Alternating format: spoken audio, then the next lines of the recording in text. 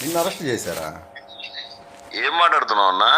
3 days నన్ను Tatikonda police station లో పెట్టి ల్యాండ్ అక్విజిషన్ మీద నా మీద కేసు పెట్టావు గ్రీన్ ట్రిబ్యునల్ కి. అది విత్డ్రా చేసుకోమంటే త్రిపాఠి ఎస్పీ దగ్గరుండి బలవంతాన విత్డ్రా చేయించకపోతే నేను విత్డ్రా చేసుకోవాలా? బాబు గారి దగ్గరుండి నేను తీసుకెళ్ళి అరెస్ట్ చేయించాడా?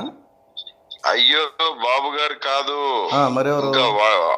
చంద్రబాబు నాయుడు పక్కన చెంచాగాళ్ళు ఉంటారు కదా చాలా మంది. వాళ్ళని తిట్టుకో బాబు గారు. అదంతా చేసింది ఎవడు? అదంతా చేసింది వాడే కదా, నా చంద్రబాబే కదా. వాడు ఈడు అనగాకు. నేను అందుకే నువ్వు మర్యాద మాట్లాడతానంటే మర్యాదగా మాట్లాడుతున్నాను నేను. అర్థమైందా? ఇప్పుడు నేను నీకు ఒక విషయం చెప్తా. నువ్వు నా జాతీయుడు అని ఫోన్ చేశా. ఓకే, అంటే వేరే రకంగా ఉండేది సినిమా. అది ఏముండదు సినిమా, ఏముండదు. చూస్తావా? నువ్వు ఒక్కటి చూపిస్తే నేను 100 చూపిస్తాను. నేను చెప్తాను, 100 చూపిస్తా నేను.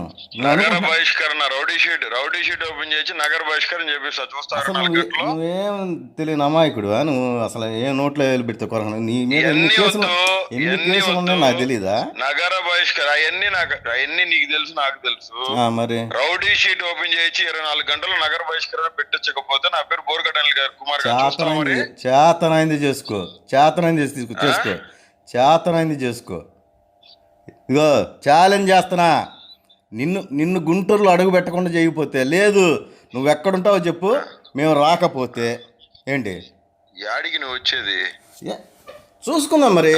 నువ్వు నగర బహిష్కరణ చేపిస్తానంటున్నావుగా, నగర బహిష్కరణ చేపిస్తానంటున్నావు.